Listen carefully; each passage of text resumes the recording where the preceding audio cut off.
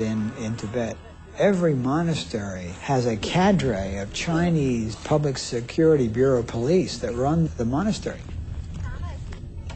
People came up to us throughout Tibet and asked for pictures of the Dalai Lama, and periodically some would bring a picture out and show us, but it's against the law to have a picture of the Dalai Lama. You know, Dalai Lama has a smiling face, have a humble gestures. When he toured the world, he always made propaganda about his cause and even published some books.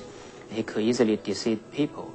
In Tibet, according to the Chinese constitution, you know, every ethnic groups in China enjoy the freedom of religion.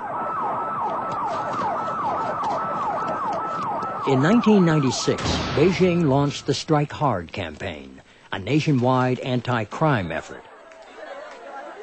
In Tibet, the Strike Hard campaign is aimed at separatists. Monks and nuns who express loyalty to the Dalai Lama are deemed enemies of the state. We don't want the Chinese in Tibet. We want our independence. We want our country back. The Chinese forbid us from saying that. For Tibetans in Tibet, calling for independence is the #1 crime. The basic cry of humanity for freedom is today the #1 crime for which people have been given summary executions. And all political prisoners in Tibet are labeled criminals. And that enables them to treat them in the highest possible manner. Now there's a prison in Ganden, in the monastery. What the Chinese say is that it's for thieves, you know, lawbreakers. But really it's for monks who step out of line, to jail them easily. Sertar Buddhist Academy in eastern Tibet housed the largest concentration of monks and nuns in modern Tibet, including 1,000 ethnic Chinese students. In the spring of 2001, authorities crushed what had been a remarkable renaissance of Chinese interest in Tibetan Buddhism. In the past 7 years, an estimated 19,000 monks and nuns have been forced from their monasteries.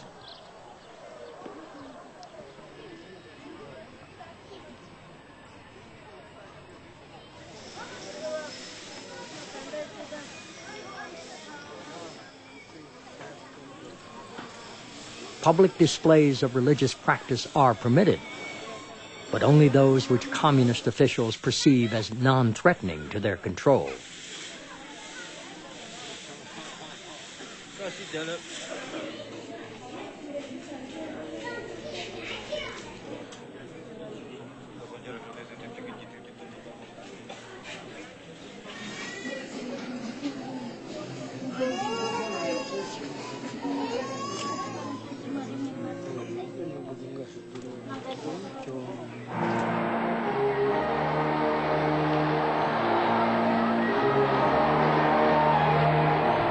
The People's Liberation Army swept Mao Zedong to power in 1949. Standing on the platform of Tiananmen Square, he declared the founding of the People's Republic of China. The first international act of the Chinese Communists on coming to power in 1949 was the invasion of Tibet. In 1950, the People's Liberation Army crossed the upper Yangtze River and attacked the Tibetan army at the Battle of Chamdo. It was the beginning of what the Chinese called the peaceful liberation of Tibet. Of course, China's invasion was not a peaceful liberation. These were armed troops invading another's territory. How can you call it peaceful? Robert Ford was one of only a handful of Westerners to have lived in Tibet before the Chinese invasion. He was working as a radio operator for the Tibetan government in the city of Chamdo when the Chinese army took control. I went out onto the balcony at the monastery. I could see the Chinese communist troops arriving. There was little I could do then other than wait for their arrival and wait to be taken prisoner, along with the Tibetans. The Tibetans were told that they were being liberated from the Anglo-American imperialists. They had no idea what an Anglo-American imperialist was, so this was completely confusing to them.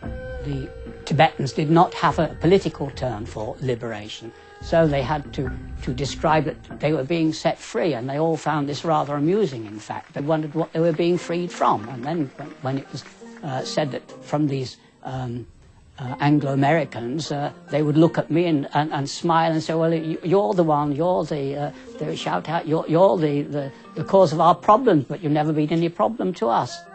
Condemned as an agent of Anglo-American imperialism, Robert Ford would spend nearly 5 years in Chinese prison.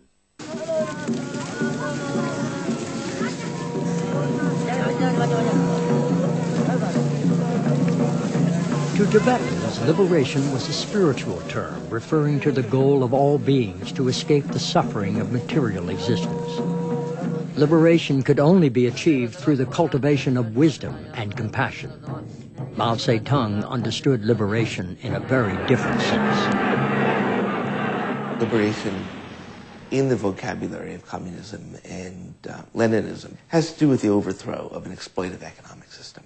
And that's what the Chinese claimed to be doing in Tibet, where they felt that the old aristocratic and religious authority in Tibet was crushing ordinary Tibetans, and they were getting rid of that and allowing ordinary Tibetans the freedom to control their own lives.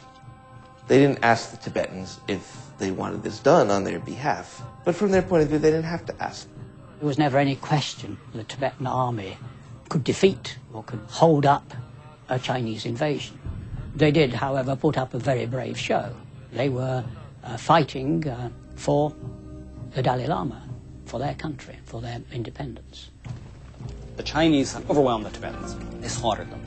And when they marched into Lhasa in September of 1951, there was no opposition to speak of. They had taken the country whole hog.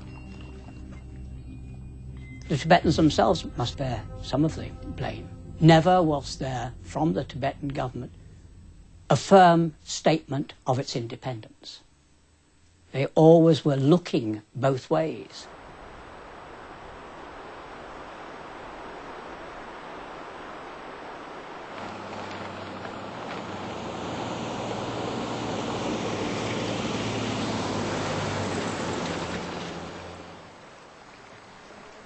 As China redrew its maps, half of the Tibetan homeland disappeared into neighboring Chinese provinces. What was left was renamed the Tibet Autonomous Region. In Mandarin, Tibet is Shizang, which means Western Treasure House, and the vast animal, mineral, and forest reserves that are on the Tibetan plateau had great appeal to the Chinese communists. Tibet had immense strategic value to China. By controlling the high ground, literally at the heart of Asia, the apex of the Orient, you could dominate the continent. The five-starred red flag of our motherland flutters high over Lhasa.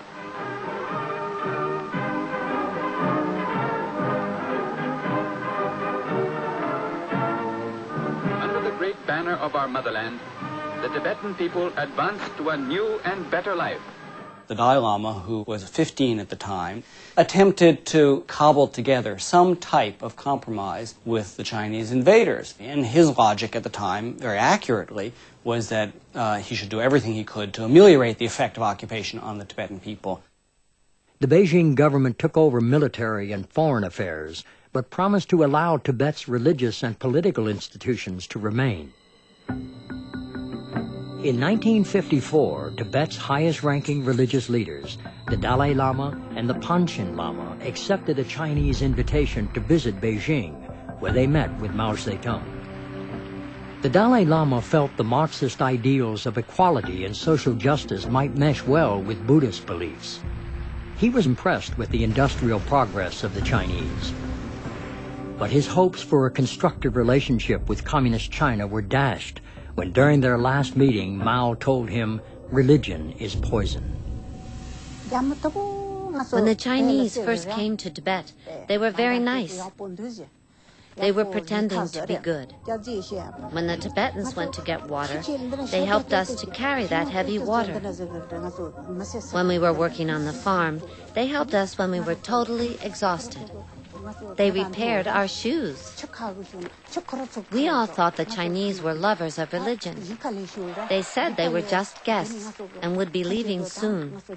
They just wanted to help us. And if they saw us happy, then they would be happy.